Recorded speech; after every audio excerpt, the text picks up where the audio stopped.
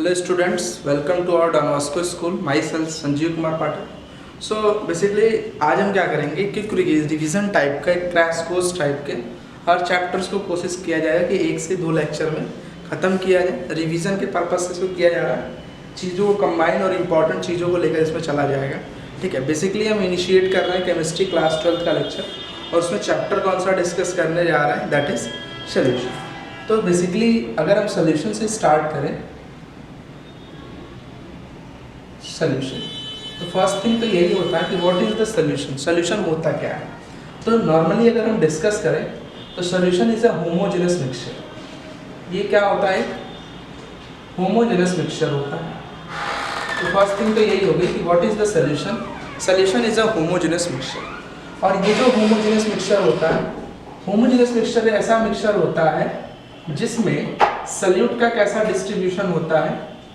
Equal distribution होता है. Equal distribution होने का मतलब जैसे सपोज कर हमने एक कंटेनर लिया और इस कंटेनर में हमने क्या फिल कर रखा है? वाटर फिल कर रखा है. ठीक है. और इसमें हम क्या मिक्स कर रहे हैं? शुगर को मिक्स कर रहे हैं. तो अगर हम शुगर को मिक्स कर रहे हैं इस वाटर के कंटेनर में, तो शुगर क्या होता है? पूरा का पूरा इसमें सॉल्युबल हो जाता है. इसके हम अपर लेयर की बात करें या लोअर लेयर की बात करें, हर जगह स्वीटनेस जो होती है वो क्या होती है? इक्वल. उसी को हम क्या कहते हैं? इक्वल डिस्ट्रीब्यूशन कहते हैं. तो जिसमें भी इक्वल डिस्ट्रीब्यूशन मिले वो क्या है? आपका होमोजेनस मिक्सचर है. तो सोल्यूशन भी हमारा बेसिकली क्या होता है? एक होमोजेनस मिक्सचर होता है. सेकंड थिंग, अगर सोल्यूशन में बात करें तो इसके बेसिकली कितने कंपोनेंट्स होते हैं? 2 कंपोनेंट्स होते हैं. कितने कंपोनेंट्स होते हैं? 2 कंपोनेंट होते हैं. कौन कौन से कंपोनेंट होते हैं? सल्यूट होते हैं और एक कंपोनेंट कौन सा होता है आपका? सॉल्वेंट होता है. 2 कंपोनेंट होगा, एक सल्यूट होगा और एक क्या होगा? सॉल्वेंट होगा. सल्यूट क्या होता है? जो लेस अमाउंट में प्रेजेंट होगा. किसमें प्रेजेंट हो? लेस अमाउंट में प्रेजेंट हो उसे आप क्या कहोगे? सल्यूट कहोगे. और जो ग्रेटर अमाउंट में प्रेजेंट हो उसे आप क्या कहेंगे? जो ग्रेटर अमाउंट में प्रेजेंट होगा उसे आप क्या कह रहे होंगे? सॉल्वेंट. तो जो ग्रेटर अमाउंट में है वो क्या है? सॉल्वेंट. जो लेस अमाउंट में है वो क्या है आपका? सल्यूट. जैसे इसके अंदर हम बात करें तो शुगर मान लीजिए कितना है? 25 ग्राम शुगर हो और वाटर कितना हो आपका? 500 ml हो. तो अमाउंट किसका जा रहा है? वाटर का. तो ये आपका क्या हो जाएगा? बेसिकली सॉल्वेंट हो जाएगा. ठीक है. और जो कम अमाउंट है वो क्या हो जाएगा आपका? बेसिकली सल्यूट हो जाएगा. एक चीज और याद रखिएगा, सॉल्वेंट हमेशा क्या फिक्स करता है? It fix the physical state. ये किसको फिक्स कर रहा होता है? Physical state of the solution. इसकी जो स्टेट होगी वही क्या करेगी? सॉल्यूशन की फिजिकल स्टेट को भी फिक्स करेगा. जैसे यहाँ पे सॉल्वेंट क्या है आपका? यहाँ पे सॉल्वेंट आपका वाटर है. तो अगर सॉल्वेंट आपका वाटर है तो ये सॉल्यूशन कैसा हो जाएगा? और वाटर किस स्टेट में? लिक्विड स्टेट में. तो ये सॉल्यूशन आपका कैसा हो जाएगा? लिक्विड सॉल्यूशन हो जाएगा. अगर हमारा फिजिकल स्टेट क्या हो सॉल्वेंट का? सॉलिड हो तो क्या सॉल्यूशन होगा? सॉलिड सॉल्यूशन होगा. लिक्विड होगा तो क्या सॉल्यूशन होगा? लिक्विड होगा. गैस होगा तो क्या सॉल्यूशन होगा? गैसियस सॉल्यूशन होगा.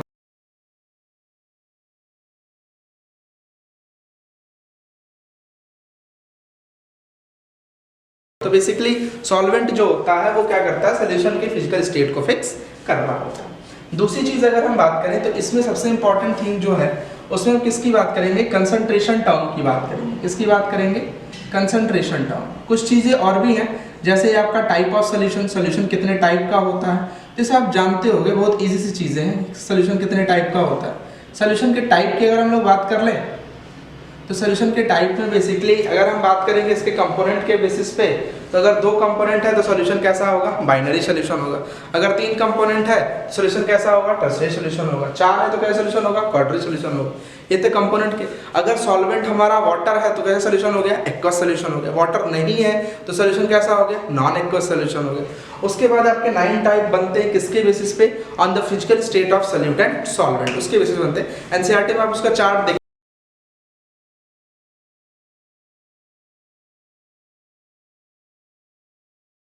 दिया हुआ देख लीजिएगा उसको. कंसंट्रेशन टर्म पे आते हैं. देखो फटाफट कंसंट्रेशन टर्म को करते हैं. सबसे पहली चीज कि कंसंट्रेशन होता क्या है? कंसंट्रेशन होता क्या है? तो इसको अगर हम डिफाइन करें तो क्या लिख सकते हैं? The amount of solute, the amount of solute, the amount of solute पर लीटर वॉल्यूम ऑफ सॉल्यूशन या पर केजी वॉल्यूम ऑफ, पर केजी ऑफ सॉल्यूशन. ठीक है, 1 लीटर के सोल्यूशन में या 1 केजी के सॉल्वेंट में कितना सल्यूट एग्जिस्ट कर रहा है, उसी अमाउंट को हम क्या कहते हैं, कंसंट्रेशन। तो वही amount of solute per litre volume of solution is called as a concentration. Concentration terms कई होते हैं। कौन कौन से कंसंट्रेशन टर्म्स होते हैं? जैसे सबसे पहले हम नॉर्मली स्टार्ट करते तो परसेंटेज होता है। क्या होता है? परसेंटेज। परसेंटेज के बाद आपका आता है मोलारिटी आता है, फिर क्या आता है, मोलालिटी आती है, फिर आती है नॉर्मेलिटी, ठीक है, फिर मोल फ्रैक्शन। ये सब क्या है आपके कंसंट्रेशन टर्म्स है। वन बाय वन हम सारे टर्म्स को डिस्कस करेंगे। फर्स्ट ऑफ ऑल हम आते हैं परसेंटेज पे। किस पे आते हैं? परसेंटेज पे।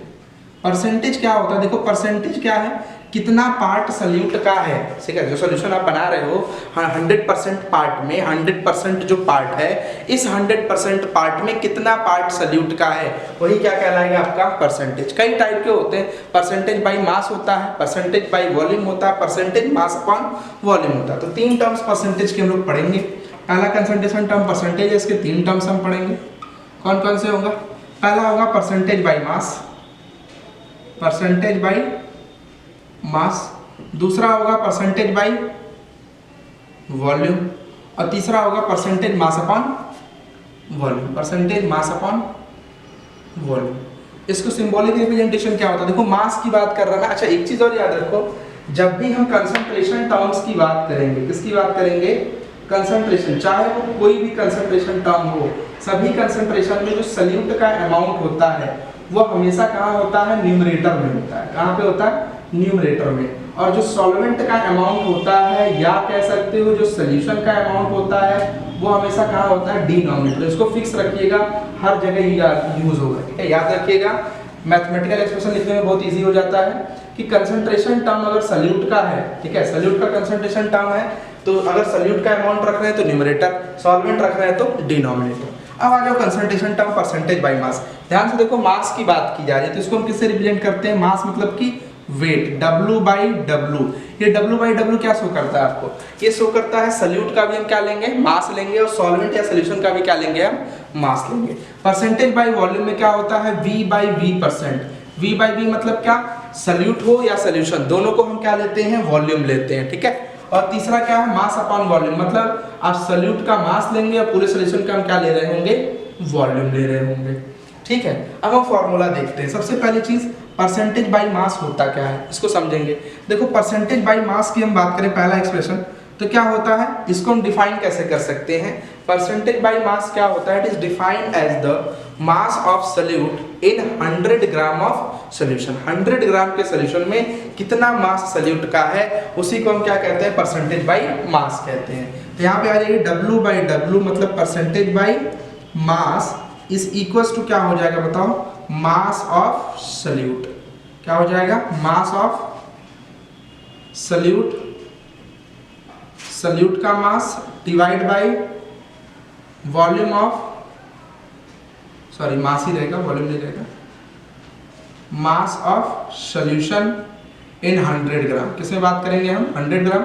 और परसेंटेज के रिस्पेक्ट में तो मल्टीप्लाइड बाई क्या हो जाएगा? 100%। ये हमारा क्या होता है? परसेंटेज बाई मास होता है। ये पहला एक्सप्रेशन आ गया आपका, what is the percentage by मास। ये तो परसेंटेज बाई मास हो गया। दूसरा होता है परसेंटेज बाई वॉल्यूम, ठीक है। दूसरा क्या होगा? परसेंटेज बाई वॉल्यूम मतलब V बाई V। अभी आपको हमने बताया परसेंटेज बाई वॉल्यूम में क्या करना है? जो एक्सप्रेशन सल्यूट का है, सल्यूट हमेशा कहाँ होता है? न्यूमरेटर में। तो न्यूमरेटर में सल्यूट रखा है, सोल्यूशन में सॉल्वेंट का रखा है डिनोमिनेटर। लेकिन अब यहाँ हम सल्यूट का क्या लेंगे? वॉल्यूम लेंगे। तो क्या हो जाएगा? Volume of solute, volume of solute divide by volume of solution in 100 ml multiplied by 100%, ठीक है। परसेंटेज के रिस्पेक्ट में देखना, इसलिए 100% लिख दे रहा है, ठीक है। तो मास ऑफ सल्यूट 100 ml, 100 ml में कितना मास है सल्यूट का, वही उसका क्या होता है? Percentage by volume, sorry mass कह रहा हूँ।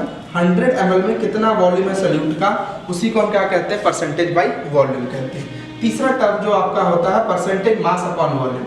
ये मास हो गया, ये डिवाइड बाई वॉल्यूम हो गया, percentage mass upon volume.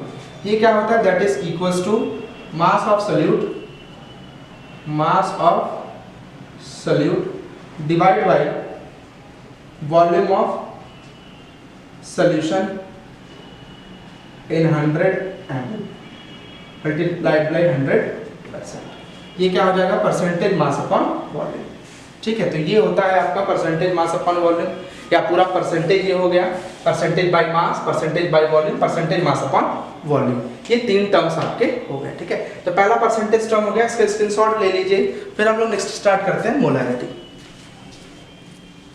Next आ जाइए मोलैरिटी। देखो मोलैरिटी बहुत इजी होता है। सबसे पहले चीज मोलैरिटी है क्या, सुन लो, डेफिनेशन सुन लो, फॉर्मूला लिखेंगे, number of moles of solute per litre volume of solution. 1 litre के सोल्यूशन में कितने मोल सोल्यूट के हैं, कितने नंबर ऑफ मोल सोल्यूट के, उसी को आप क्या कहेंगे, मोलैरिटी कहेंगे। तो मोलैरिटी क्या होता है, मोलैरिटी को हम कैपिटल एम से डिनोट करते हैं। तो molarity capital M equals to क्या हो जाएगा, number of moles of solute, number of moles of solute, N क्या डिनोट कर रहा है, नंबर ऑफ मोल्स, और सोल्यूट के लिए तो हमने नीचे क्या लिख दिया, सोल्यूट। तो number of moles of solute per litre volume of solution, मतलब वॉल्यूम ऑफ सोल्यूशन किस में लिया जा रहा है बेटा, लीटर में। तो क्या हो गया, molarity equals to number of moles of solute per litre volume of solution. इसी को हम क्या कहते हैं, मोलैरिटी कहते हैं। समझ में आई मोलैरिटी क्या है, इसमें हम number of moles of solute per litre volume of solution, इसी को आप क्या कहेंगे, मोलैरिटी कहेंगे। दूसरी चीज, अगर मोलैरिटी में हम बात करें तो यहाँ पे जो नंबर ऑफ मोल्स होता है, एज वी नो कि number of moles of solute equals to, या number of moles equals to क्या होता है, given mass upon molar mass. ये होता है number of moles equals to क्या होता है, given mass upon molar mass. तो गिवन मास क्या है, W divide by molar mass. तो क्या हो गया, देखिए molarity M equals to given mass W divide by molar mass upon volume of solution in litre divide by 1। Easy करने के लिए कर लिया। तो मोलैरिटी इक्वल्स टू क्या आ जाएगा, given mass W divide by molar mass into volume of solution in litre into 1। तो 1 हम लिखेंगे नहीं, डायरेक्ट क्या आ जाएगा आपका, गिवन मास W हो जाएगा। ये आपकी हो गई मोलैरिटी। मोलैरिटी हो गई। अब एक चीज और देखो, मोलैरिटी के बाद दूसरी चीज देखो, मोलैरिटी के बाद W given mass, molar mass, volume of solution litre. एक चीज और, अगर हम वॉल्यूम किस में दिया हो, ml में दिया हो, तो if volume is given in, if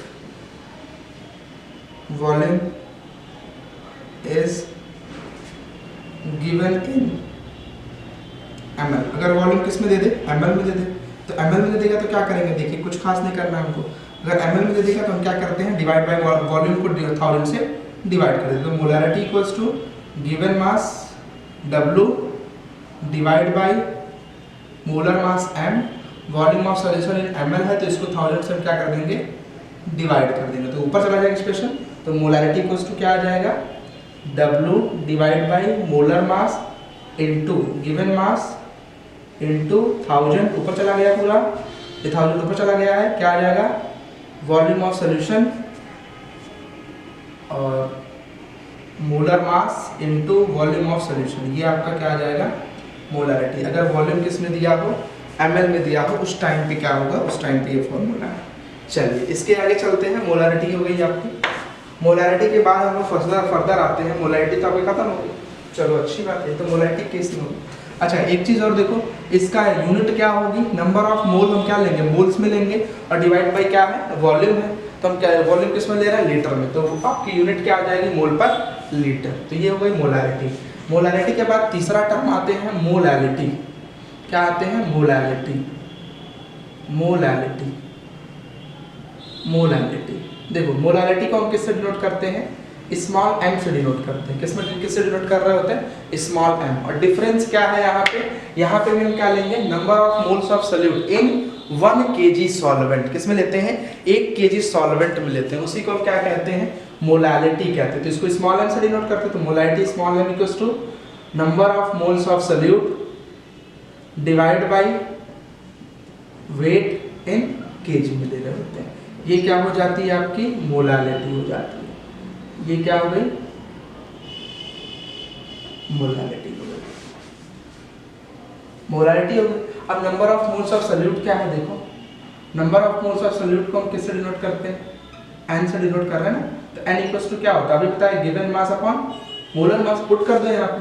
तो मोलैलिटी इक्वल्स टू क्या आ जाएगा, given mass W upon molar मास। इसी की तरह एक्सप्रेशन आएगा, given mass upon molar mass into wait किस में लेंगे हम, kg में लेंगे। और अगर वेट किस में दिया हो, ग्राम में दिया हो, तो डिवाइड बाय वॉल्यूम को, मास को जो kg में दिया है उसको हम किससे डिवाइड करेंगे, 1000 से। तो 1000 कहाँ चला जाएगा, ऊपर चला जाएगा तो मोलारिटी इक्वल्स टू क्या हो जाएगा, given mass W into 1000 divide by molar mass into mass in kg, mass of solid in kg। ये आपकी क्या आ गई, मोलारिटी आ गई। तो ये क्या हो गया आपका, मोलारिटी हो गया, ये मोलारिटी के लिए एक्सप्रेशन हो गया। तो दो हो गया आपका मोलारिटी और परसेंटेज, तीनों हो गए आपके। तीसरा होता है आपका मोल फ्रैक्शन, मोल फ्रैक्शन। अब समझिए मोल फ्रैक्शन क्या होता है। देखिए मोल फ्रैक्शन की अगर हम बात करें तो इसको हम किससे डिनोट करते हैं, चाई से डिनोट करते हैं। किससे डिनोट करते हैं, चाई से, या कोई लोग एक्स भी कहते हैं, दोनों कह सकते हो आप। तो मोलारिटी इक्वल्स टू क्या होता है, डिफाइन कैसे करोगे, it is defined as the ratio of number of moles of one component divide by number of moles of all the component present in solution. और ध्यान दीजिएगा जिस कंपोनेंट का मोल फ्रैक्शन निकालना होता है उसको हम कहाँ रखते हैं, हमेशा न्यूमरेटर में रखते हैं। तो मोल फ्रैक्शन इक्वल्स टू क्या हो जाएगा, देखो मोल फ्रैक्शन चाहिए। मान लो एक सॉल्यूशन आपने बनाया, ये सॉल्यूशन बनाया, जिस सॉल्यूशन के कितने कंपोनेंट हैं, दो कंपोनेंट है। एक को हमने क्या कहा, कंपोनेंट ए कहा, और दूसरे क्या कहा हमने, कंपोनेंट बी कहा। मान लीजिए मोल फ्रैक्शन हमको ए का निकालना है, तो क्या लिखोगे, मोल फ्रैक्शन ऑफ ए मतलब चाहे ए इक्वल्स टू, हमने क्या कहा, जिसका मोल फ्रैक्शन निकालना होगा उसको न्यूमरेटर में रखेंगे। तो न्यूमरेटर में रखेंगे किसके, और हमेशा किसके टर्म्स में रखते हैं, नंबर ऑफ मोल्स के टर्म्स में।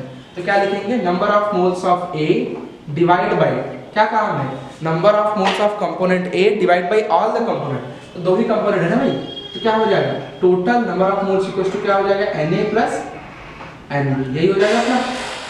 तो रख दो, यहाँ पे क्या आ जाएगा, Na प्लस Nb, ये आ गया मोल फ्रैक्शन ऑफ कंपोनेंट ए। ये पहले कंपोनेंट का मोल फ्रैक्शन हो गया, दैट इज द, इसको आपने क्या कह दिया, इसको आपने कहा इक्वेशन 1। दूसरा अगर दूसरे दिन निकालना हो तो chi B equals to number of moles of B, B का निकालना था हमने, इसको न्यूमरेटर में रखा।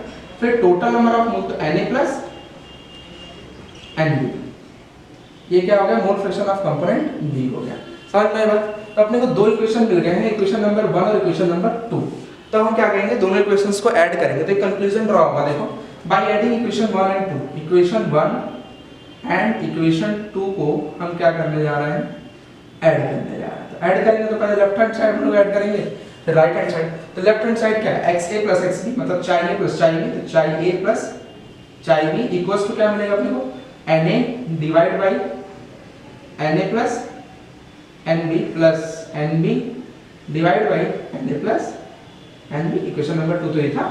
अब ध्यान से जरा देखो, इनके डिनोमिनेटर्स क्या है, सेम है, सेम आ जाएगा, क्या आ जाएगा बताओ, chi a plus chi b equals to Na plus Nb divide by Na plus Nb। अब बताओ ये पूरा एक्सप्रेशन कैंसिल आउट हो गया, बोलो अपने क्या मिल जाएगा, अपने को मिल जाएगा चाई a plus chi b equals to 1। ये आपका क्या आ गया, मोल फ्रैक्शन। अब यहाँ पे देखो, यहाँ पे इससे क्या ड्रॉ होता है, इससे हम कहते हैं, इससे हमें ये पता चलता है कि the mole fraction of all the component present in solution, solution के अंदर जितने भी कंपोनेंट प्रेजेंट हैं सबके मोल फ्रैक्शन का सम कितना होता है, 1 होता है। और यहाँ से हम एक चीज और लिखते हैं कि जो मोल फ्रैक्शन की मैक्सिमम वैल्यू होगी वो कितनी हो सकती है, 1 हो सकती है, और जो मोल फ्रैक्शन की मिनिमम वैल्यू होगी वो कितनी हो सकती है, 0। इसको हम यूज करेंगे राउल्ट्स लॉ में। बोले समझ में आया? चलो इतने देर स्क्रीनशॉट लीजिए, फिर फर्दर हम आते हैं ना फाइनल लास्ट कंसंट्रेशन टर्म पे हम आते हैं, दैट इज नॉर्मेलिटी। देखो नॉर्मेलिटी को अगर हम डिफाइन करें तो बहुत इजी सा टर्म है। नॉर्मेलिटी क्या होता है, अभी तक हम नंबर ऑफ मोल पढ़ रहे थे, यहाँ पे नंबर ऑफ ग्राम इक्विवेलेंट पढ़ेंगे। तो नॉर्मेलिटी क्या होता है, it is defined as the number of gram equivalent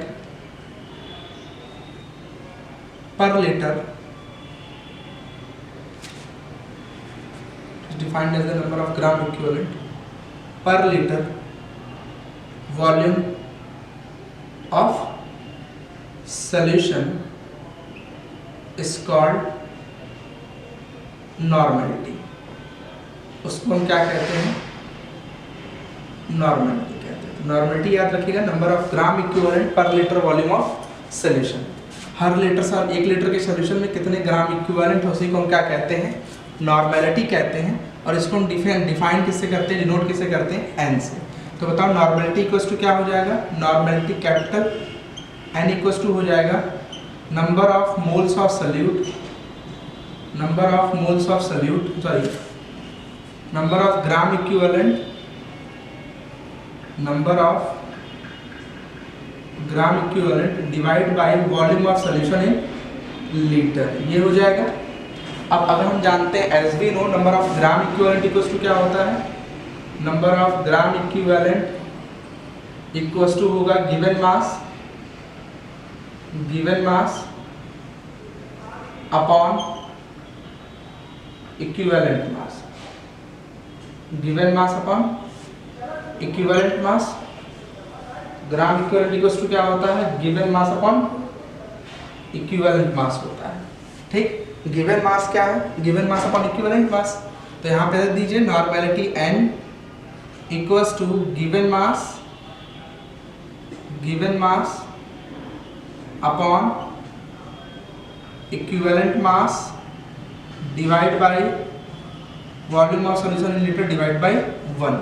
तो आ क्या जाएगा finally, normality equals to given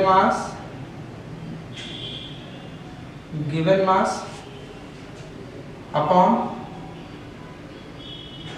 equivalent mass, expression ऊपर चला गया, divide by volume of solution in litre हो जाएगा।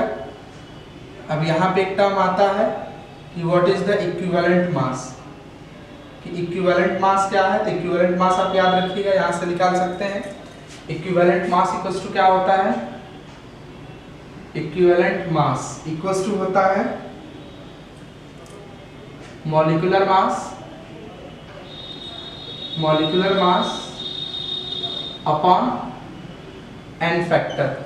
इससे आप क्या निकालेंगे बच्चा, इक्विवेलेंट मास निकालेंगे। तो याद रखिएगा number of moles, sorry normality equals to क्या होता है, number of gram equivalent divide by volume of solution in litre.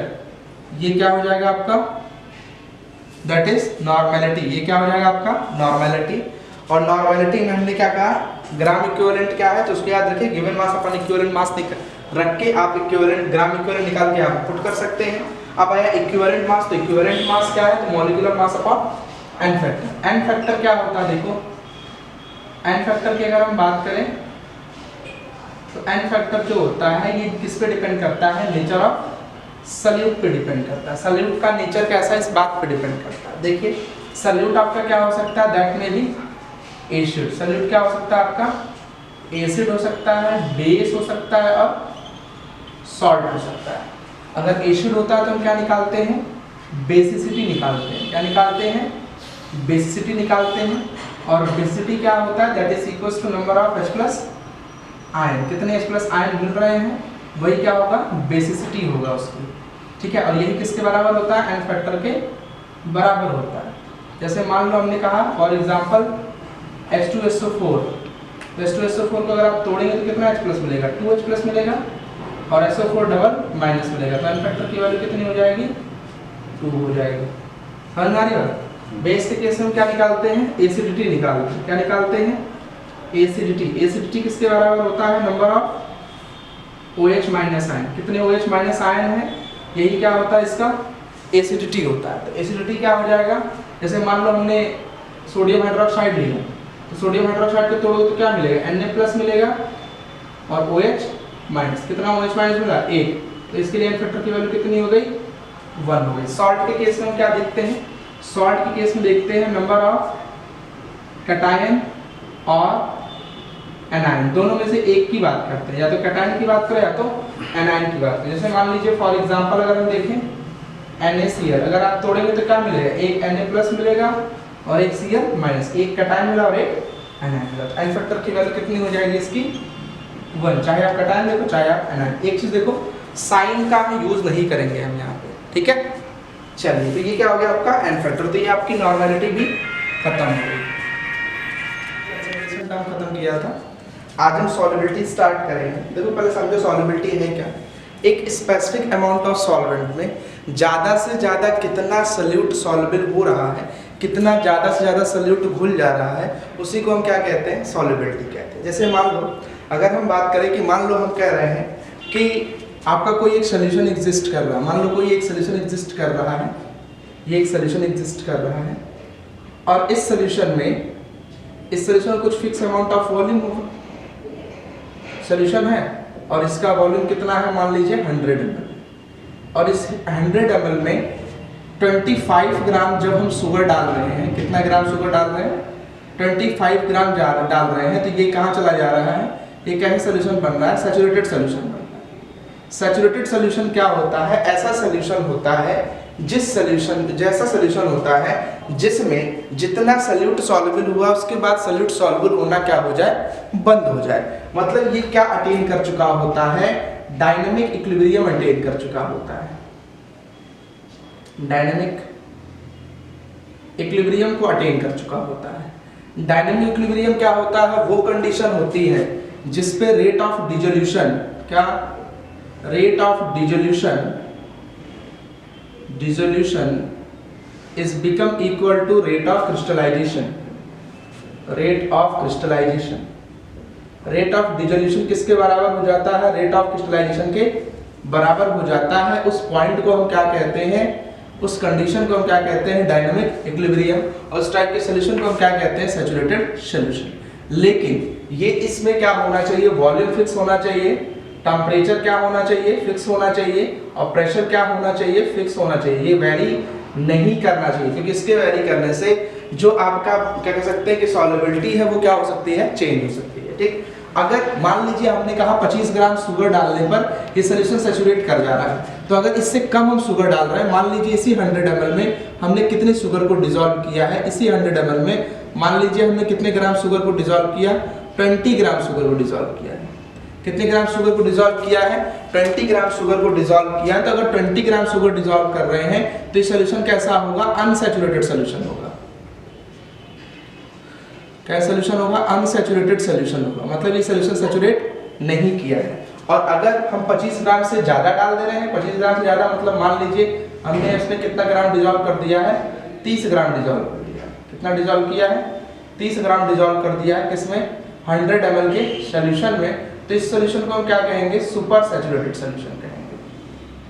इसे हम क्या कहते हैं, सुपर सैचुरेटेड सोल्यूशन कह रहे होते हैं। तो ये सोल्यूशन कैसा होता है, सुपर सैचुरेटेड सोल्यूशन होता है। तो 3 सोल्यूशन है, अनसैचुरेटेड, सैचुरेटेड और सुपर सैचुरेटेड सोल्यूशन। बोल बात समझ में आई। तो अगर आपका रेट ऑफ डिसोल्यूशन क्रिस्टलाइजेशन के बराबर हो जाए तो वो सोल्यूशन कैसा है, सैचुरेटेड। अगर उससे कम अमाउंट है तो वो अनसैचुरेटेड, उससे ज्यादा अमाउंट है तो सुपर सैचुरेटेड सोल्यूशन होता है। अब इसी सॉल्युबिलिटी के लिए, इसी सॉल्युबिलिटी को हम एक्सप्लेन करेंगे, किसके लिए, क्या पढ़ेंगे, solubility of gas, solubility of gas in liquid, solubility of gas in liquid. ठीक है, गैस कैसे लिक्विड में डिसॉल्व होता है, सॉल्युबल होता है, इस चीज को अब हम क्या करेंगे, यहाँ डिस्कस करेंगे। देखो सॉल्युबिलिटी ऑफ गैस, वैसे नॉर्मली अगर हम बात करें, आपसे कहें कि मान लीजिए हमने क्या ले रखा है, कंटेनर ले रखा है, और ये कंटेनर खुला हुआ है, उसमें क्या प्रेजेंट है, ये लिक्विड प्रेजेंट है। ठीक है, ये लिक्विड प्रेजेंट है, और इसमें क्या करना है, गैस को डिसॉल्व करना है। क्या गैस डिसोल्यूशन शो करेगी, नहीं शो करेगी। गैस ज्यादा सॉल्युबिलिटी शो इसमें नहीं करेगी, क्योंकि उसके बीच में इंटरमॉलिक्यूलर फोर्स बहुत कम होता है, वो तुरंत क्या कर जाएगी, एस्केप कर जाएगी, इसके साथ सॉल्युबिलिटी ज्यादा शो नहीं करती है। इसी चीज को एक्सप्लेन करने के लिए, गैस की सॉल्युबिलिटी को लिक्विड में एक्सप्लेन करने के लिए हेनरी ने एक लॉ प्रपोज किया, जिसे हम क्या कहते हैं, that is called Henry law. बहुत इंपॉर्टेंट है, पूछा जाता है what is the Henry law. तो याद रखिए कौन सा लॉ प्रपोज किया गया था, हेनरी लॉ। हेनरी लॉ हमसे क्या कहता है कि the solubility of gas is directly proportional to the solubility of gas in a liquid is directly proportional to the external pressure. जो इसके ऊपर प्रेशर, अब आप खुद सोचो, अगर गैस यहाँ पे डिसॉल्व नहीं हो रही है और इस गैस को डिसॉल्व करने के लिए हमने यहाँ पे क्या लगा दिया, पिस्टन लगा दिया। ये हमने क्या लगा दिया है, पिस्टन लगा दिया है, और ये पिस्टन क्या एक्सर्ट कर रहा होगा, प्रेशर एक्सर्ट कर रहा होगा। तो पिस्टन जितना ज्यादा प्रेशर एक्सर्ट करेगा, गैस उतनी ज्यादा क्या होती जाएगी, सॉल्युबल होती जाएगी। तो प्रेशर लगाने पे गैस की सॉल्युबिलिटी क्या हो जाती है, बढ़ जाती है।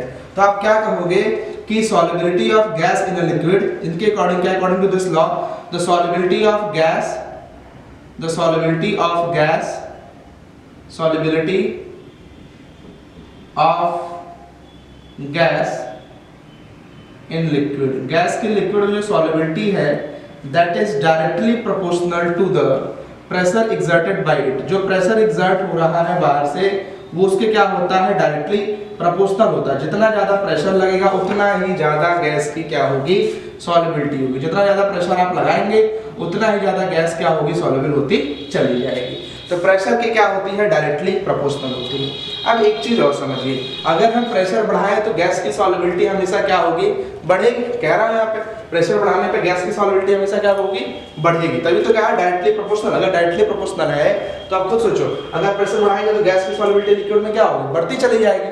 तो यहाँ पे कहा गया, और जो गैस की सॉल्युबिलिटी है, जो गैस इसमें सॉल्युबल हो रहा है उसका कुछ अमाउंट होगा, तो उसके लिए एक कंसंट्रेशन टर्म यूज किया गया जिसे हम क्या कहते हैं, मोल फ्रैक्शन कहते हैं। कौन सा कंसंट्रेशन टर्म आया, मोल फ्रैक्शन यूज किया गया। तो कहा गया कि सॉल्युबिलिटी ऑफ गैस या pressure is directly proportional to mole fraction of gas in liquid. Gas का लिक्विड में जो मोल फ्रैक्शन है इसके क्या होगा, डायरेक्टली प्रोपोर्शनल होगा। मोल फ्रैक्शन अगर बढ़ेगा, प्रेशर आप बढ़ाओगे तो solubility of gas in liquid क्या होगी, हमेशा बढ़ती चली जाएगी। चलो आगे चलते हैं। अब प्रोपोर्शनलिटी का मान हटाते हैं तो एक कांस्टेंट आता है, P is equals to KH into mole fraction of gas in a liquid. और ये जो KH है, KH क्या होता है, दैट इज हेनरी कांस्टेंट। देख के पता चल रहा है H लिखा हुआ, मतलब किसकी बात की जा रही है, हेनरी कांस्टेंट की बात की जा रही है।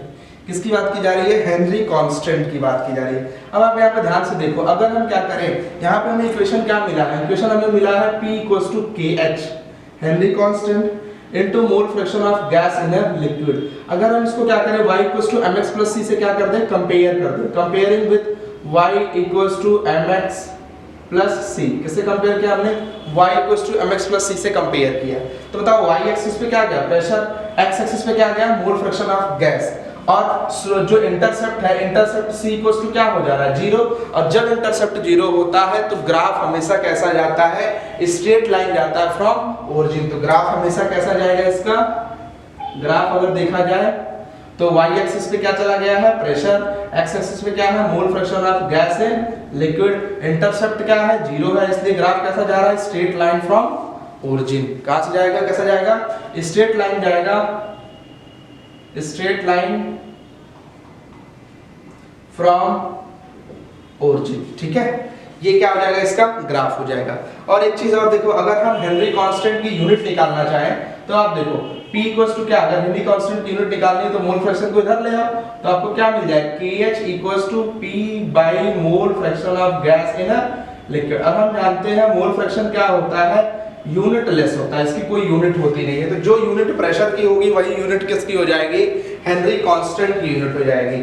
तो KH की यूनिट क्या हो गई, KH इक्वल्स टू आपका हो जाएगा, KH की यूनिट क्या हो जाएगी, बोलो। KH का यूनिट जो प्रेशर का होगा, एटमॉस्फेरिक प्रेशर हो सकता है ATM, पास्कल हो सकता है, ठीक है, mmHg हो सकता है, मरकरी मिलीमीटर प्रति, ये सब किसकी यूनिट हो जाएंगी, KH की यूनिट हो जाएंगे। ठीक है, और यहाँ से अगर हम देखें तो जो KH की वैल्यू है वो क्या है, मोल फ्रैक्शन ऑफ गैस के इनवर्सली प्रोपोर्शनल है, प्रेशर के डायरेक्टली प्रोपोर्शनल है। ठीक है, मतलब अगर आपका KH की वैल्यू बढ़ेगी तो मोल फ्रैक्शन क्या होगा, घटेगा। ध्यान दो, KH की वैल्यू बढ़ेगी, मोल फ्रैक्शन घटेगा, और मोल फ्रैक्शन घटेगा तो मोल फ्रैक्शन अगर घटेगा तो P क्या होगा, घटेगा। ठीक है, मतलब प्रेशर कम लग रहा होगा, और डायरेक्टली प्रोपोर्शनल मतलब KH बढ़ेगा तो P बढ़ेगा। समझ में आएगा। तो ये किसके लिए, किसके रिस्पेक्ट में है, हेनरी लॉ के रिस्पेक्ट में। तो आप इतना याद रखना हेनरी लॉ में कि प्रेशर बढ़ाने पे solubility of gas in liquid हमेशा क्या होती है, इंक्रीज होती है। ठीक है, चलो इसका स्क्रीनशॉट ले लो, फिर फर्दर हम आगे चलते हैं। नेक्स्ट हम देखते हैं, देखो सॉल्युबिलिटी की अगर हम बात करें तो कुछ ऐसे फैक्टर्स होते हैं जो सॉल्युबिलिटी को क्या कर सकते हैं, अफेक्ट कर सकते हैं। तो कौन कौन से ऐसे फैक्टर्स होते हैं, इस चीज को समझो। तो फैक्टर्स में अगर हम बात करें तो सबसे पहला फैक्टर जो होगा, सॉल्युबिलिटी जो होती है वो क्या होती है, प्रेशर के डायरेक्टली प्रोपोर्शनल होती है। तो प्रेशर बढ़ाने पे सॉल्युबिलिटी क्या होगी, हमेशा बढ़ेगी। देखो अगर हम बात करें तो प्रेशर की क्या होगी, डायरेक्टली प्रोपोर्शनल होगी solubility of gas in liquid. Solubility of gas in liquid की क्या होगी, ये डायरेक्टली प्रोपोर्शनल। लेकिन अगर हम बात करें टेम्परेचर के लिए, किसके लिए बात करें, टेम्परेचर के लिए बात करें तो टेम्परेचर के केस में ऐसा नहीं होता। आप खुद सोचो ना, अगर टेम्परेचर बढ़ाओगे तो गैस है तुरंत एस्केप कर जाएगी, तो टेम्परेचर बढ़ाने पे क्या होता है, हमेशा डिक्रीज होता है। तो आप क्या कहेंगे कि जो टेम्परेचर है, इस टेम्परेचर के क्या होते हैं, इनवर्सली प्रोपोर्शनल होते हैं। जो सॉल्युबिलिटी ऑफ गैस है इन लिक्विड, ये क्या होगी, टेम्परेचर के इनवर्सली प्रोपोर्शनल होगी। सॉल्युबिलिटी ऑफ गैस, गैस की सॉल्युबिलिटी की बात की जाए, ये टेम्परेचर क्या होगी, इनवर्सली प्रोपोर्शनल होगी। अगर nature of solute and solvent देखा जाए, क्या देखा जाए, nature of solute and solvent, solute और सॉल्वेंट का नेचर देखा जाए तो यहाँ पे आपको केवल एक स्टेटमेंट याद रखना है, कौन सा, लाइक डिसॉल्व लाइक। क्या याद रखेंगे आप, लाइक डिसॉल्व लाइक, मतलब जैसा सॉल्यूट का नेचर है वैसा ही कैसा नेचर, किसका नेचर होना चाहिए, सॉल्वेंट का। मतलब अगर पोलर सॉल्यूट है तो पोलर सॉल्वेंट में सॉल्युबल होगा, नॉन पोलर है तो वो नॉन पोलर में ही सॉल्युबल होगा और किसी में सॉल्युबल नहीं होगा। ठीक है, तो ये कुछ फैक्टर्स होते हैं जो अफेक्ट करते हैं। देखिए नेक्स्ट हम लोग आते हैं एक इंपॉर्टेंट लॉस पे, जो कि हमारा कौन सा लॉ है, राउल्ट्स लॉ है।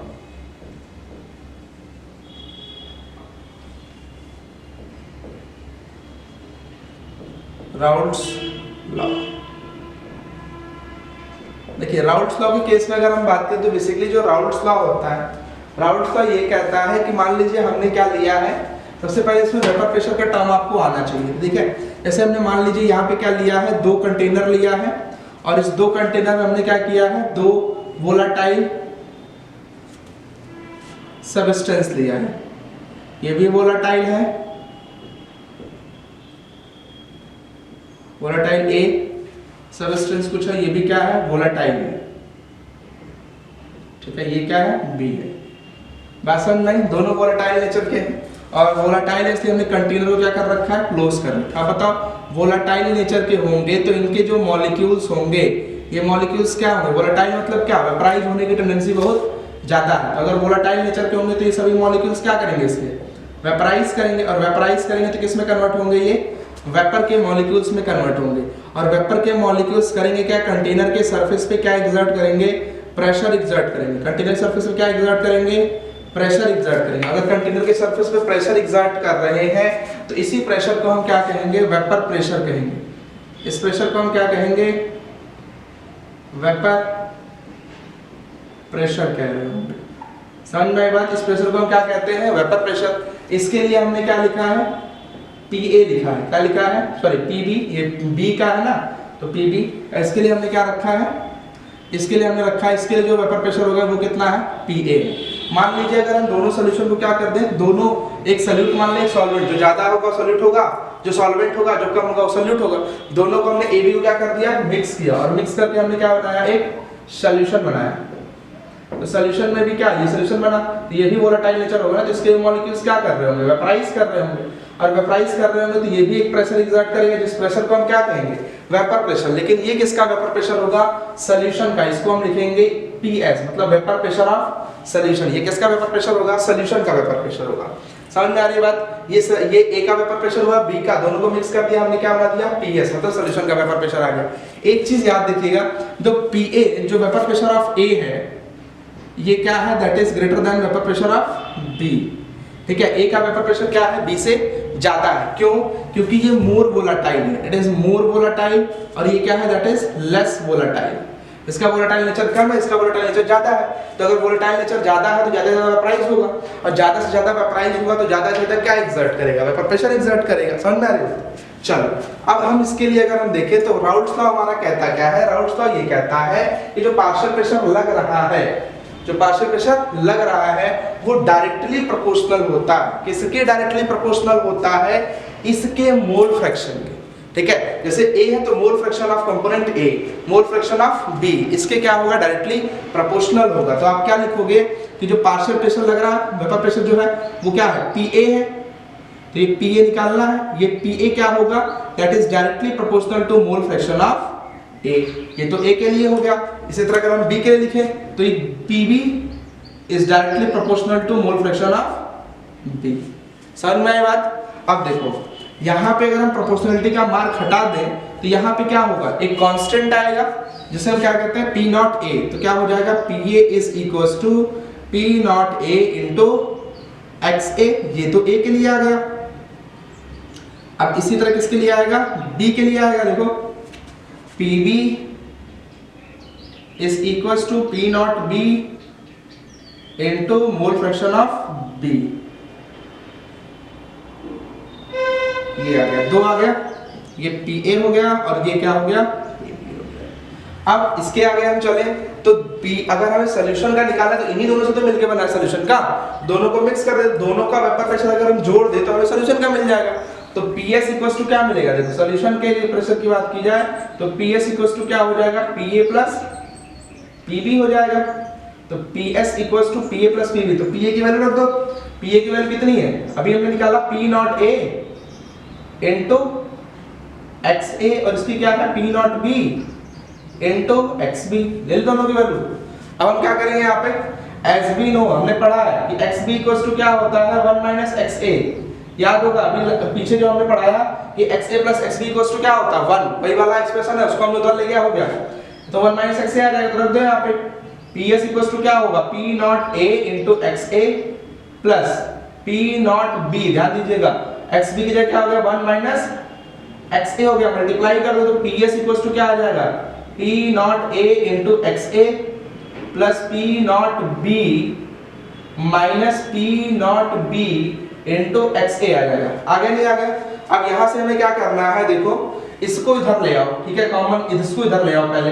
तो PS इक्वल्स टू अपने को क्या मिल जाएगा P नॉट B, क्या मिल गया P नॉट B, और ये उधर जाएगा तो प्लस में जा रहा है तो plus P naught A into XA minus P naught B into XA, ये भी है। अब ध्यान दो यहां भी XA यहां भी XA, कॉमन उठा लो इसको, तो क्या मिलेगा PS इक्वल्स टू क्या मिलेगा P नॉट B प्लस क्या कॉमन लिया आपने XA और ब्रैकेट में क्या मिला आपको P naught A minus P naught B। अब जरा ध्यान से देखो, शुरू हमने कहा कि PA क्या है PB से ज्यादा है, PA क्या है PB से ज्यादा, तो PA में से PB को हमने घटा दिया। ये किसका वेपर प्रेशर आ गया, सॉल्यूशन के रिस्पेक्ट में आ गया। समझ में आई बात, इसका स्क्रीनशॉट लीजिए। फर्दर हम ग्राफ प्लॉट करते हैं, दोनों के राउंड्स लॉ में ग्राफ डिस्कस कर रहे थे, ठीक है, ग्राफिकल रिप्रेजेंटेशन बाकी था इसमें। आइए ग्राफिकल रिप्रेजेंटेशन को डिस्कस करते हैं। ग्राफिकल रिप्रेजेंटेशन, देखिए इसमें एक चीज याद रखिएगा आप लोग कि जो राउल्ट्स लॉ है इसके बेसिस पे हम सॉल्यूशन को दो कैटेगरीज में कैटेगराइज कराते हैं। कौन कौन सी कैटेगरीज होती हैं, एक आइडियल सॉल्यूशन होता है और एक नॉन आइडियल सॉल्यूशन होता है। तो दो टाइप के सॉल्यूशंस होते हैं, एक आइडियल सॉल्यूशन होता है और एक क्या होता है, नॉन आइडियल सॉल्यूशन होता है। तो बेसिकली यहाँ पर जो हम पढ़ेंगे, यहाँ पे दो टाइप के सॉल्यूशन के लिए ग्राफ प्लॉट करेंगे। एक तो क्या होता है आइडियल सॉल्यूशन, आइडियल सॉल्यूशन के लिए ग्राफ होगा, और दूसरा ग्राफ किसके लिए होगा, नॉन आइडियल सॉल्यूशन के लिए, नॉन आइडियल सॉल्यूशन। तो दो टाइप के सॉल्यूशंस को हम डिफाइन करेंगे। पहला आइडियल सॉल्यूशन की हम बात करेंगे, दूसरा non ideal solution. Ideal solution क्या होता है, जो सॉल्यूशन राउल्ट्स लॉ को क्या करेगा, फॉलो करेगा, उसे हम क्या कह रहे होंगे, आइडियल सॉल्यूशन कह रहे होंगे। और जो राउल्ट्स लॉ को फॉलो नहीं कर रहा होगा उस सॉल्यूशन को हम क्या कहेंगे, नॉन आइडियल सॉल्यूशन। अब आइडियल सॉल्यूशन के केस में क्या होता है, देखो पहले तो ग्राफिकल रिप्रेजेंटेशन देखो। आइडियल सॉल्यूशन के केस में अगर हम ध्यान दें तो पहले ग्राफ प्लॉट करते हैं फिर इसको डिस्कस करेंगे। तो पहले ग्राफिकल रिप्रेजेंटेशन देखते हैं फिर देखेंगे इसको। ग्राफिकल रिप्रेजेंटेशन राउल्ट्स लॉ का क्या होगा, देखिए सबसे पहले हमें तीन इक्वेशंस मिले थे। कौन कौन से इक्वेशंस मिले थे, पहला इक्वेशन आपको मिला था PA equals to P naught A into XA, equation number 1 मिला था आपको। दूसरा था equation number 2 that is PB equals to P naught B into XB, that is equation number 2। और थर्ड हमने सॉल्यूशन के लिए इक्वेशन निकाला था, वो क्या था, that is PS equals to P naught B plus XA and P naught A minus P naught B। ये बेसिकली हमें इक्वेशन नंबर 3 मिला था। तो तीन इक्वेशंस मिले थे। Equation number 1 PA equals to P naught A into XA derivate किया था हमने। Equation number 2 PB equals to P naught B into XB derivate किया था। और थर्ड इक्वेशन हमने इस इक्वेशन 1 और इक्वेशन 2 से मिला के निकाला, that is PS equals to P naught B into XA P naught A minus P naught B। अब इसी की बेसिस पे हम इसको ग्राफ प्लॉट करेंगे। पहले हमें क्या करना पड़ेगा, इसे स्ट्रेट लाइन के इक्वेशन से कंपेयर करेंगे। तो now we comparing with the straight line equation that is y equals to mx plus c। अब अगर ध्यान से आप देखो तो y पे क्या आ गया, PA आ गया, m पे क्या हो गया, P नॉट A आ गया, और x पे क्या आ गया आपका, XA आ गया। ठीक है, तो बेसिकली यहाँ पे XA आ गया, C पे कोई वैल्यू नहीं आ रही है, मतलब हमारा यहाँ पे इंटरसेप्ट क्या हो चुका है, C इक्वल्स टू 0। और हमें पता है कि जो इंटरसेप्ट 0 हो जाता है तो ग्राफ कैसा जाता है, स्ट्रेट लाइन फ्रॉम ओरिजिन। तो यहाँ पे सारे ग्राफ कैसे जाएंगे, स्ट्रेट लाइन फ्रॉम ओरिजिन। ये आपकी x कोऑर्डिनेट है और ये आपका कौन सा कोऑर्डिनेट है, y कोऑर्डिनेट। देखो y कोऑर्डिनेट पे क्या है आपका, PA है, तो y कोऑर्डिनेट पे हमने क्या रखा, PA रखा। x कोऑर्डिनेट पे आपका क्या है, मोल फ्रैक्शन XA। तो यहाँ पर अगर हम ओरिजिन पे XA की वैल्यू देखें तो XA की ओरिजिन पे वैल्यू कितनी होगी, 0। अभी कुछ स्टार्ट ही नहीं हुआ तो मोल फ्रैक्शन 0 होगा। बढ़ के मैक्सिमम कितना हो सकता है, हमने आपको बताया है मोल फ्रैक्शन मैक्सिमम कितना हो सकता है, 1। तो मोल फ्रैक्शन मैक्सिमम XA कितना हो सकता है, 1 हो सकता है। ठीक, ये हमने किसके लिए प्लॉट किया, इसके लिए, y एक्सिस पे ये गया, x एक्सिस पे ये गया। अब इसी में हम इक्वेशन नंबर 2 की भी ग्राफ को मर्ज करेंगे और इस वाली एक्सिस पे हम एक एक्सिस खींचेंगे, इसे हम क्या कहेंगे, y एक्सिस। तो हमने ये y एक्सिस खींचा, ये क्या आपकी एक y एक्सिस है, ये y एक्सिस है, और इस y एक्सिस इसके कंपेयर करो, देखो इसको कंपेयर करो, y equals to mx plus c से। तो y पे क्या आ गया, pb आ गया, तो y पे आपका क्या आ गया, pb, यहाँ पे आप लोग तो pb। x पे क्या आ गया है, xb आ रहा है, x पे क्या आ रहा है, xb। तो xb की ओरिजिन पे वैल्यू क्या होगी, 0, मतलब mole fraction of b is equals to 0। लेकिन बढ़ के यहाँ क्या हो जाएगी, मैक्सिमा, मैक्सिमम कितना है, दैट इज 1। तो mole fraction of b is equals to 1, ये आपका आ रहा होगा ग्राफ। अब हमें इसमें दो चीजें देखनी है। पहले तो ग्राफ कैसे जाएगा, इस चीज को, ग्राफ के किसी भी ग्राफ को खींचने के 2 पॉइंट होने चाहिए। ठीक है, कहाँ से इनिशिएट हो रहा है, कहाँ पे एंड हो रहा है, तो उस पॉइंट को हम निकालेंगे। कैसे निकालेंगे, पहले एक बार हम इक्वेशन नंबर 1 में XA दिया है, इस XA की वैल्यू, इनिशियल वैल्यू कितने रखेंगे, 0, फिर फाइनल वैल्यू कितने रखेंगे, 1। हमें 2 पॉइंट्स मिलेंगे, चलिए रख के देखते हैं। पहला हम रखते हैं यहाँ पे इफ, इसको हटा रहा हूँ, यहाँ पे देखो PA equals to P naught A into XA था। XA की वैल्यू अगर हम क्या रखें, इफ XA इक्वल्स टू क्या हो जाए, 0 हो जाए। तो आप खुद ध्यान दो, XA इक्वल्स टू अगर यहाँ पे 0 रखोगे तो PA equals to P naught into 0, तो PA की वैल्यू कितनी हो गई, 0 हो गई। और अगर PA की वैल्यू 0 हो गई मतलब कि पहला पॉइंट 0 है ना, PA क्या है, 0 मतलब ओरिजिन पर ही पहला पॉइंट मिला। तो पहला पॉइंट आपको मिल गया ग्राफ का, 0 पे मिल रहा है ये पॉइंट। दूसरा क्या होगा, अगर हम क्या रख दें, वैल्यू 1 रख दें, if XA equals to 1, XA 1 रखेंगे तो तब क्या होगा, PA equals to P naught A into XA की वैल्यू कितनी है, 1, तो मल्टीप्लाइड बाय क्या हो जाएगा, 1। तो आ क्या गया आपका, PA इक्वल्स टू आ गया P नॉट A। मतलब अब हमें ग्राफ का दूसरा पॉइंट भी मिल चुका है। ठीक है, तो ये क्या होगा, इंक्रीज होता जाएगा और कहीं P नॉट A पे क्या कर रहा होगा, इसको इंटरसेप्ट कर रहा होगा, that is P naught A। बात समझ में आई, कोई दिक्कत है यहाँ पे। चलो नेक्स्ट निकालते हैं PB के लिए। पहला ग्राफ मिला आपको, PB के लिए आ जाओ। PB इक्वल्स टू क्या होगा, P नॉट B, ये P नॉट A था भाई, P naught B into XB। अब XB की वैल्यू क्या हो सकती है, XB की वैल्यू 0 हो सकती है और 1 हो सकती है, तो 0 रखो पहले।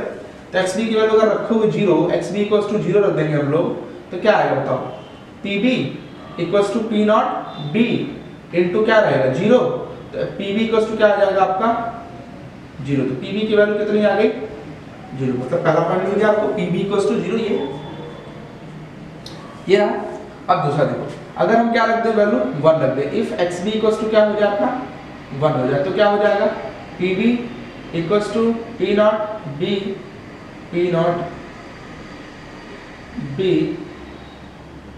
इनटू XB की वैल्यू कितनी आ चुकी है, 1 आ चुकी है, तो यहाँ पे आ जाएगा 1। तो PB इक्वल्स टू क्या हो जाएगा, P नॉट B हो जाएगा। P नॉट B मतलब मैक्सिमम, इसकी ये P नॉट B चलेगी।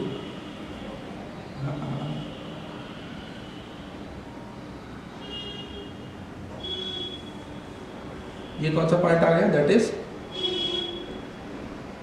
P naught B. ये 2 पॉइंट आपको दोनों ग्राफ के मिल गए। आपको ध्यान होगा हमने शुरू में बताया था कि एक सेकेंड, इसको कैसे करें। आपको मैं शुरू में कहा था कि P is greater than PV. P जो होगा वो क्या होगा, पीवी से ज्यादा होगा। तो पी आप देखो ग्राफ में भी ज्यादा है as compare to P naught B. ठीक है, अब देखो तीसरे के लिए हम निकालना। तीसरे के लिए एक्स ए की वैल्यू कितने रखोगे, पहले 0 रखो, तो 0 रख दो, 0 भाई। P S equals to P naught B in plus X A की वैल्यू कितनी रख दी हमने, 0 into P naught A minus P naught B. तो पूरा एक्सप्रेशन 0 हो जाएगा, तो क्या आ जाएगा, P S equals to P naught B. तो पहला पॉइंट इसका क्या मिला ग्राफ का, पहला पॉइंट मिला पी नॉट बी, तो ये पहला पॉइंट हो गया। ये जो ग्राफ खींचा गया था ये किसके लिए खींचा गया था, पी ए के लिए। पी ए इक्वल्स टू क्या आया था, P naught A into X A, इसके लिए खींचा गया था।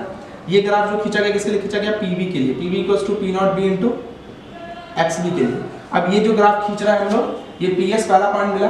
अब अगर वैल्यू क्या हो जाए, यहाँ पे हमने क्या लिया, एक्स ए इक्वल्स टू 0 लिया, लिख लीजिएगा यहाँ पे। If X A equals to क्या हो जाए, 1 हो जाए, तो क्या आएगा देखो, 1 हो जाएगा, तो पी एस इक्वल्स टू क्या हो जाएगा, P naught B plus 1 into P naught ए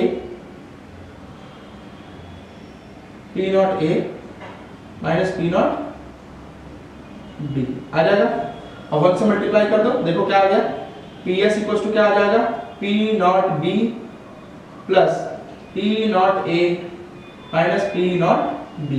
यहां से दो पी नॉट बी गया, plus minus P S equals to क्या आ गया, पी नॉट ए। तो finally P S equals to क्या आ रहा अपना, पी एस इक्वल्स टू क्या आ गया, पी नॉट ए। तो अगला पॉइंट ग्राफ का क्या हो जाएगा, पी नॉट ए। ये है, यहां से इस लाइन पर से मिला था। और ये क्या मिला आपको, that is P T equals to P naught B plus X A P naught B A minus P naught B. ये आ गया समझ रहे हो। तो ये क्या है, आपका ग्राफ है किसके लिए, राउंड्स लॉ के लिए। अब इसी के लिए हम पढ़ेंगे आइडियल और नॉन आइडियल। इसका स्क्रीनशॉट लीजिए, फिर हम आइडियल नॉन आइडियल पे आते हैं। देखिए आप, ये तो हो गया आपका ग्राफिकल रिप्रेजेंटेशन। अब हम 2 सॉल्यूशंस पढ़ेंगे राउंड्स लॉ के बेसिस पे। जो राउंड्स लॉ को फॉलो करेगा वो आइडियल सोल्यूशन है, जो नहीं फॉलो करेगा वो नॉन आइडियल सोल्यूशन है। तो 2 टाइप के सॉल्यूशंस को हम डिफाइन करेंगे। पहला कौन सा सोल्यूशन होगा, आइडियल सोल्यूशन, और दूसरा कौन सा सोल्यूशन होगा, non ideal solution. Non ideal solution. अब हमें देखना है कि ideal solution non ideal solution में डिफरेंस क्या है। देखो आइडियल सोल्यूशन की बात करें या नॉन आइडियल सोल्यूशन की बात करें, दोनों सोल्यूशन के केस में अगर हम देखें तो आइडियल सोल्यूशंस वो सोल्यूशंस होते हैं जो क्या करते हैं, राउंड्स लॉ को फॉलो करते हैं। ऐसे सोल्यूशंस जो क्या करें, फॉलो करें। किसको फॉलो कर रहा हूँ, राउंड्स लॉ को फॉलो कर रहा हूँ। जो सोल्यूशन राउंड्स लॉ को फॉलो करेगा वो क्या होगा, आइडियल सोल्यूशन। और जो सोल्यूशन राउंड्स लॉ को फॉलो नहीं करेगा, नॉट फॉलो। जो राउंड्स लॉ को फॉलो नहीं कर रहा होगा वो कैसे सोल्यूशन होगा, नॉन आइडियल सोल्यूशन। तो जो फॉलो कर रहा है वो क्या सोल्यूशन है, आइडियल। जो नहीं फॉलो कर रहा क्या सोल्यूशन है, नॉन आइडियल। और फॉलो करने का मतलब क्या, फॉलो करने का मतलब ये कि जो थ्योरेटिकल प्रेशर है या जो ऑब्जर्व्ड प्रेशर है, ऑब्जर्व्ड प्रेशर जो है that is equals to theoretical pressure. Observed pressure किसके बराबर होना चाहिए, थ्योरेटिकल प्रेशर के बराबर होना चाहिए आइडियल के केस में। ठीक है, दूसरी चीज नॉन आइडियल केस में सेम चीज उल्टी हो जाएगी, मतलब कि इनके केस में क्या हो, जो ऑब्जर्व्ड प्रेशर होगा is not equals to theoretical pressure. वो थ्योरेटिकल प्रेशर के कभी बराबर नहीं होगा। पहला डिफरेंस तो ये है। दूसरा डिफरेंस ये है कि जो आइडियल सोल्यूशन है, इस आइडियल सोल्यूशन के केस में जो डेल्टा एच मिक्सिंग होगी वो क्या होनी चाहिए, 0 होनी चाहिए। और इनके केस में delta H mixing is not equals to 0। Delta H mixing कभी भी 0 नहीं होगा, इज नॉट इक्वल्स टू 0, 0 नहीं होता। तीसरा, डेल्टा वी, वॉल्यूम में कोई चेंज नहीं आना चाहिए, सोल्यूशन बनने के बाद भी और पहले भी, जितना वॉल्यूम सॉल्यूट सॉल्वेंट का था मिलने के बाद भी उतना ही वॉल्यूम मिलना चाहिए। तो ये इक्वल टू 0 होना चाहिए, और नॉन आइडियल केस में कभी भी 0 नहीं होगा। Delta V mixing is not equals to 0। तीसरी चीज ये हो गई। चौथी चीज क्या होनी चाहिए? Attraction force. इनके केस में सॉल्यूट सॉल्यूट के बीच लगने वाला अट्रैक्शन फोर्स बराबर हो किसके? सॉल्यूट सॉल्वेंट के बीच लगने वाले फोर्स के बराबर। सॉल्यूट सॉल्यूट और सॉल्वेंट सॉल्वेंट। ये क्या था आपका? सॉल्यूट सॉल्यूट के बीच जितना फोर्स ऑफ अट्रैक्शन लग रहा है उतना ही फोर्स ऑफ अट्रैक्शन किसके बीच लगे? सॉल्वेंट सॉल्वेंट के बीच। और उतना ही फोर्स ऑफ अट्रैक्शन किसके बीच लगे? सॉल्यूट और सॉल्वेंट के बीच। अगर ऐसी कंडीशन है तो वो कैसा सॉल्यूशन होगा? आइडियल सॉल्यूशन होगा। दूसरी चीज, एक होता है नॉन आइडियल सॉल्यूशन, इसी का उल्टा हो जाता है। उसमें क्या होगा? कभी भी सॉल्यूट सॉल्वेंट के बीच, जो सॉल्यूट सॉल्यूट के मॉलिक्यूल AA और जो सॉल्वेंट सॉल्वेंट मॉलिक्यूल मतलब BB के बीच लगने वाला force of attraction is not equals to force of attraction between solute and solvent. मतलब सॉल्यूट एंड सॉल्वेंट के बीच जो फोर्स ऑफ अट्रैक्शन लग रहा है वो कभी भी सॉल्यूट सॉल्यूट और सॉल्वेंट सॉल्वेंट के बराबर नहीं होगा। समझ में आ गई बात? कोई दिक्कत यहाँ तक? ये आपका गॉड डिफरेंस हो गया।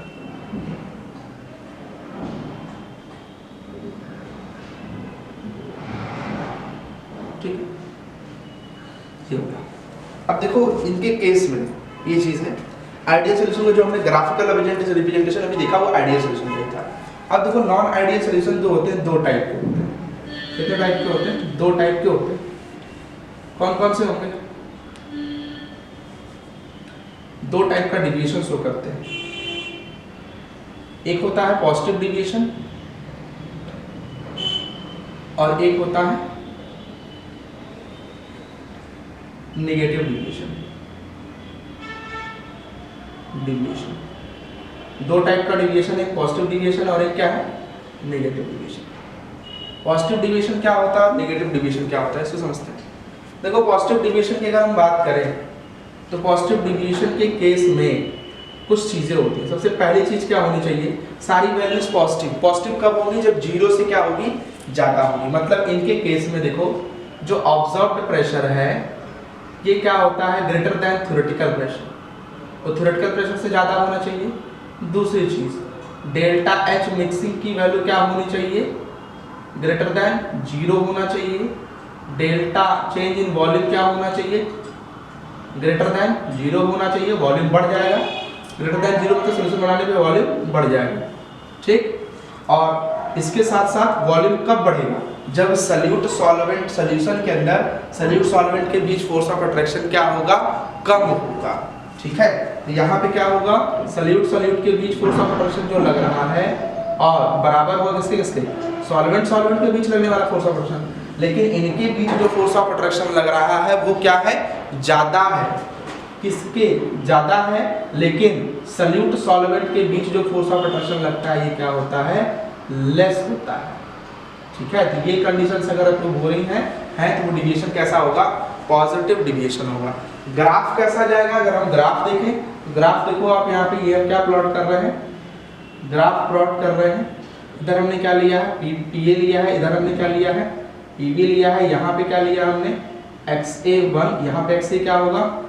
0 होगा। XB क्या होगा? यहाँ पे 1 होगा। और यहाँ पे XB क्या होगा? 0 होगा। ग्राफ प्लॉट कर रहे हैं, ये ऐसे कुछ ग्राफ गया है। ठीक है, ये क्या है आपका? इसके लिए जो जाएगा ये क्या हो जाएगा? P0 A, और ये जो गया ये क्या हो गया? P0 B, और ये जो सॉल्यूशन का ये क्या हो गया? P अब ये तो जो ग्राफ आपको दिख रहा है ये कैसा है? थ्योरेटिकल ग्राफ है। ये जो प्रेशर आपको दिख रहा है कैसा प्रेशर है? Theoretical pressure. PA plus PB होता है ना। और ये तो आपका ये आपका PA है और ये आपका PB है। ठीक, अब जो ग्राफ होता है इसमें जो प्रेशर डार्क लाइन से दिखाई जा रही है वो कैसा प्रेशर है? Theoretical pressure. ऑब्जर्व्ड प्रेशर क्या होगा? ज्यादा होगा इनके में। तो ग्राफ देखो PA का भी ज्यादा होगा, PB के लिए भी ज्यादा होगा। जब PA PB के लिए ज्यादा है तो सॉल्यूशन का भी क्या होगा? ज्यादा होगा। तो ग्राफ कुछ ऐसा जा रहा होगा। समझ रहे बात? नेगेटिव डिविएशन को ध्यान दीजिए। नेगेटिव डिविएशन में सब कुछ चीजें क्या हो जाएंगी? जस्ट इसकी अपोजिट। अपोजिट मतलब क्या? कि अब यहाँ पर ऑब्जर्व्ड प्रेशर क्या होगा, लेस होगा as compare to theoretical pressure. पहला चीज ये हो गया। दूसरी चीज डेल्टा एच मिक्सिंग क्या होगा, डेल्टा एच मिक्सिंग जो होगी दैट इज लेस देन 0। तीसरी चीज डेल्टा वी मिक्सिंग जो होगी ये क्या होगी, लेस देन 0। इसके साथ साथ जो ए के बीच फोर्स ऑफ अट्रैक्शन है, जो बी के बीच फोर्स ऑफ अट्रैक्शन है, ये क्या था, ज्यादा था, यहाँ पर क्या हो जाएगा, कम हो जाएगा। किसके कंपैरिजन में, सॉल्यूशन के अंदर जो फोर्स ऑफ अट्रैक्शन लग रहा है सॉल्यूट और सॉल्वेंट के बीच। अब आप ही बताओ, अगर सॉल्यूट और सॉल्वेंट के मॉलिक्यूल के बीच फोर्स ऑफ अट्रैक्शन ज्यादा होगा तभी तो वॉल्यूम घटेगा। भाई सोचो, फोर्स ऑफ अट्रैक्शन ज्यादा है तो पैकिंग अच्छी होगी, तो वॉल्यूम क्या हो जाएगा, तभी तो डेल्टा वी जो होगा वो 0 से कम हो जाएगा, माइनस में जाएगा। ठीक है, इसके लिए अगर हम ग्राफ प्लॉट करें तो कैसा ग्राफ जाएगा, देखो इसके लिए अगर हम ग्राफ प्लॉट करें तो ये आपका है, यहाँ पे क्या है दैट इज ये XA की वैल्यू है that is XA equals to 0। यहाँ पर XA क्या होगा, मैक्सिमम होगा, XA इक्वल्स टू 1। यहाँ पे क्या है that is P naught A और सॉरी P नॉट B रहता है। ग्राफ कुछ ऐसा जाएगा, यहाँ पे क्या रहेगा P नॉट A और ये क्या रहेगा that is P naught B और ये क्या है, ये ग्राफ जो गया है ये PA के लिए गया है, ये PB के लिए गया है और ये सॉल्यूशन के लिए गया है, PS equals to PA plus PB या टोटल में लिख सकते हो। देखो ये जो लाइन आपको दिख रही है डार्क वाली, थ्योरेटिकल के लिए, ऑब्जर्व्ड अब क्या हो चुका है, कम हो चुका है, तो PA का भी कम होगा, ध्यान दो, PB का भी कम होगा और जब PA PB कम हो तो सॉल्यूशन का भी क्या हो जाएगा, घट जाएगा।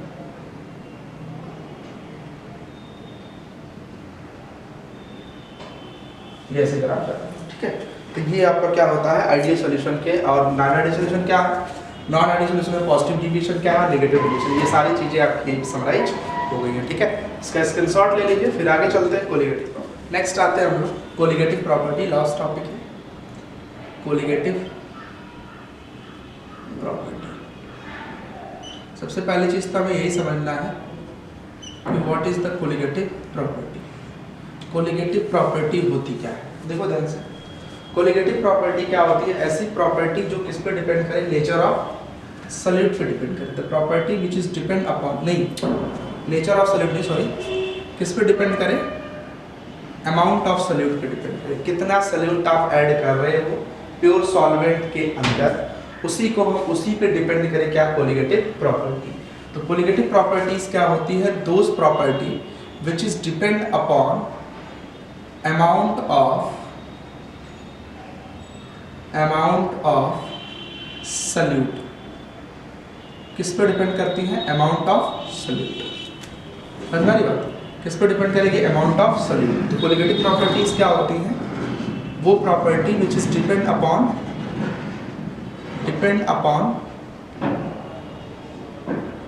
अमाउंट ऑफ सॉल्यूट, जो किस पे डिपेंड करती हैं, सॉल्यूट के अमाउंट पे डिपेंड करती हैं, नॉट डिपेंड अपॉन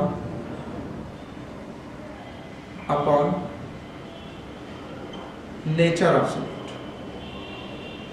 सॉल्यूट के नेचर पे ना डिपेंड करके सॉल्यूट के अमाउंट पे डिपेंड करे, तो उन प्रॉपर्टीज को हम क्या कहेंगे, कोलिगेटिव प्रॉपर्टी। जैसे पहली कोलिगेटिव प्रॉपर्टी जो आप पढ़ा रहे हैं, फर्स्ट दैट इज एलिवेशन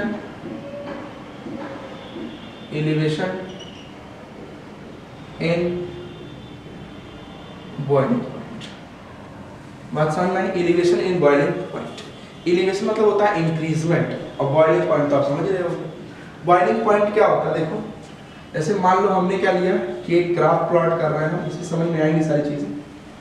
ये ग्राफ प्लॉट कर रहे हैं बॉइलिंग पॉइंट के लिए, इस कोऑर्डिनेट पे हमने क्या लिया,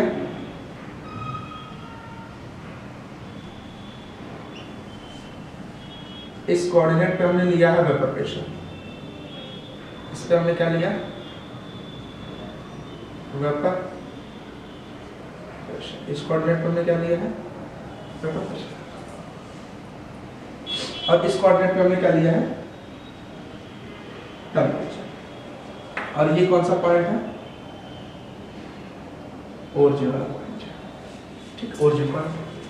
अब जैसे जैसे टेम्परेचर, और ये क्या है आपका, एक हम और लाइन खींच रहे हैं, ये किसको शो कर रहा है,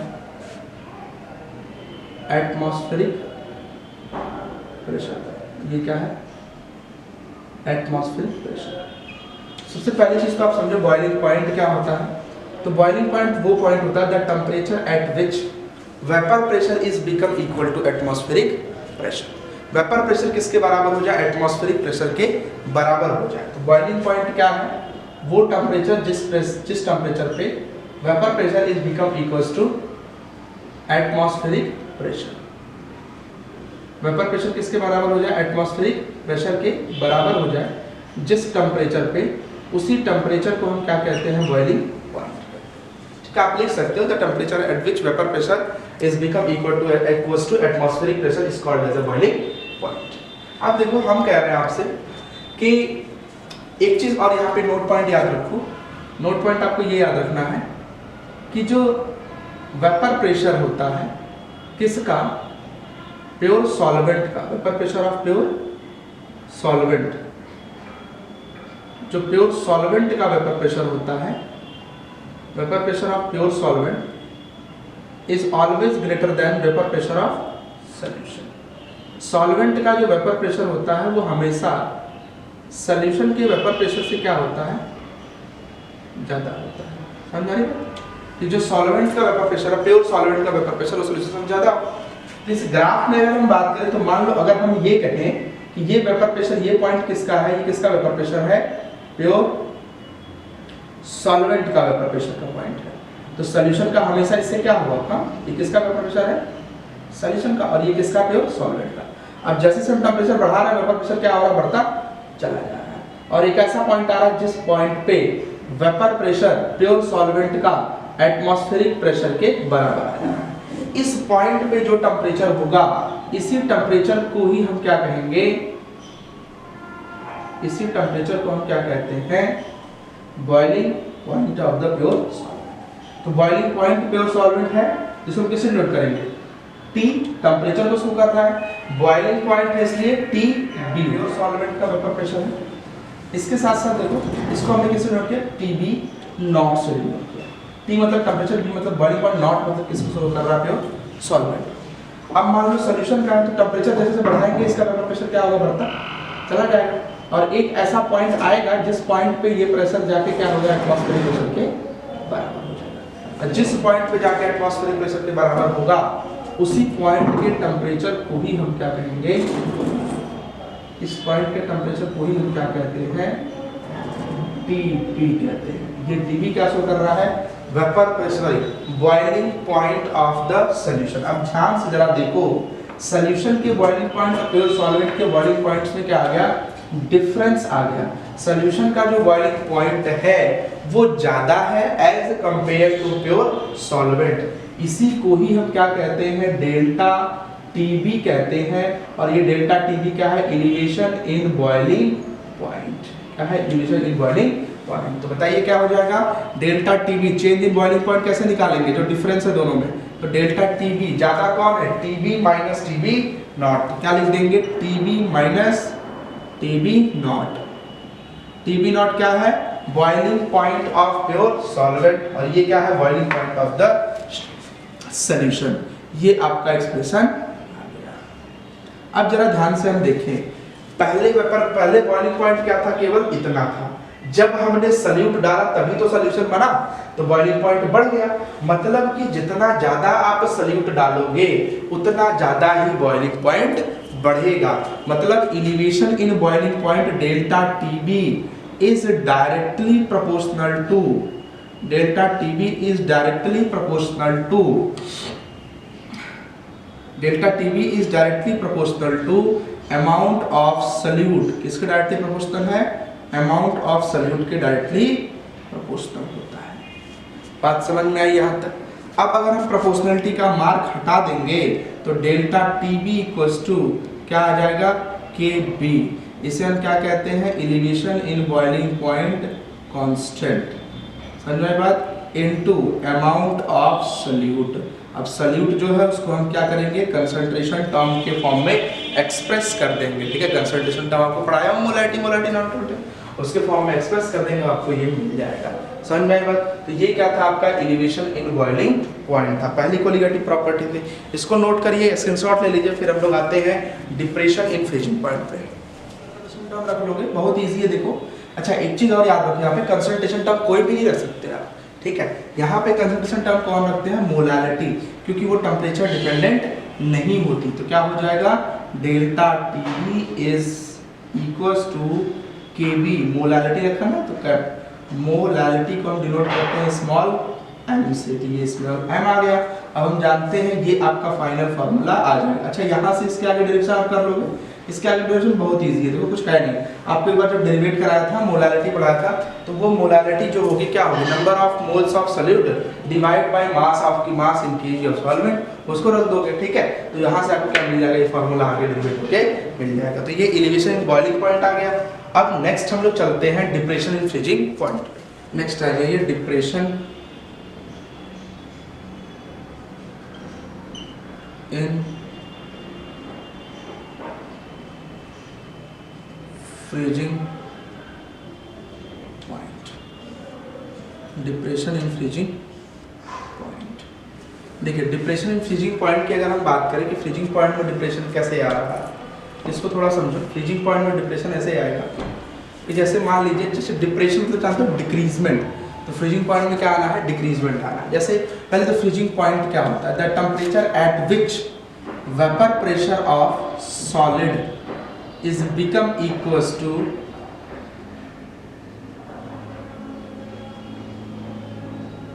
solid, ठीक है। वो पॉइंट, जिस पॉइंट पे वेपर प्रेशर जो होता है सॉलिड का, वो वेपर प्रेशर लिक्विड के क्या हो जाए, लिक्विड के इक्वल हो जाए, ठीक है। लिक्विड मतलब सॉल्वेंट हुआ, सॉल्यूशन हुआ, कोई भी हुआ, ठीक है, उसके डायरेक्ट उसके इक्वल हो जाए तो हम क्या कहेंगे, फ्रीजिंग पॉइंट। फ्रीजिंग पॉइंट क्या होता है, the temperature at which vapor pressure of the solid is become equals to vapor pressure of the liquid is called as a freezing point, ठीक है। जैसे इसको समझो ग्राफ के थ्रू, इसको भी समझेंगे। जैसे मान लीजिए हम ग्राफ प्लॉट कर रहे हैं। अच्छा ऐसा भी दिमाग में आ रहा है कि सॉलिड का कैसे वेपर प्रेशर, कुछ ना कुछ वेपर प्रेशर सॉलिड का भी जरूर होता है, ठीक है, याद रखिएगा, सॉलिड का कुछ ना कुछ वेपर प्रेशर होगा। अब हमने लिया ये पॉइंट पे, इसमें हमने क्या रखा, टेम्परेचर रखा होगा, ठीक है, और यहाँ पे हमने क्या रखा है, वेपर प्रेशर रखा है, ठीक। अब भाई वेपर प्रेशर जो सॉलिड का होगा बहुत कम होगा, तो मान लो ये क्या है, वेपर प्रेशर ऑफ सॉलिड। किसका वेपर प्रेशर है, सॉलिड का वेपर प्रेशर, ठीक। ये सॉलिड का वेपर प्रेशर कितना वेपर प्रेशर, और हम जानते हैं कि प्योर सॉल्वेंट का वेपर प्रेशर हमेशा क्या होता है, ज्यादा होता है। प्योर सॉल्वेंट का वेपर प्रेशर ज्यादा होता है, ज्यादा है किसके कंपैरिजन में, सॉल्यूशन के कंपैरिजन में, ठीक। ये सॉल्यूशन का वेपर प्रेशर, ये सॉल्वेंट। अब जैसे जैसे टेम्परेचर हम घटाएंगे, वेपर प्रेशर क्या होगा, घटेगा। तो ये वेपर प्रेशर क्या हो रहा है, घट रहा है, और एक टाइम ऐसा आएगा जिस टाइम पे जाके इस पॉइंट को क्या कर रहा होगा, इंटरसेक्ट कर रहा होगा।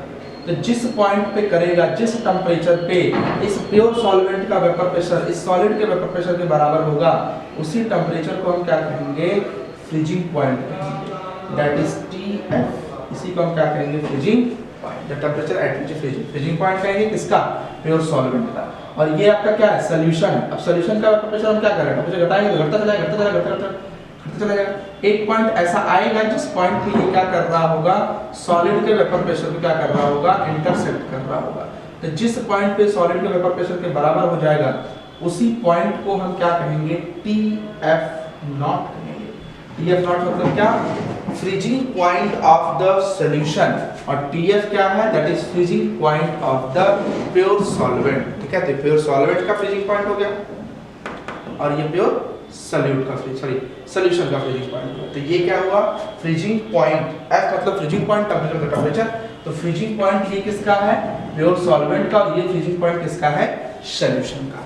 तो बताइए अब इसके बीच जो डिफरेंस आया, देखो सॉल्यूशन का फ्रीजिंग पॉइंट क्या हो गया, कम हो गया, सॉल्यूशन का फ्रीजिंग पॉइंट क्या हो गया, कम, और कम हुआ उसी को हम क्या कहते हैं, डिप्रेशन इन फ्रीजिंग पॉइंट कहते हैं। तो फॉर्मूला क्या आ जाएगा, इस चेंज को हम दिखाते हैं डेल्टा चेंज है और टी एफ क्योंकि फ्रीजिंग पॉइंट में चेंज है, तो डेल्टा टी एफ।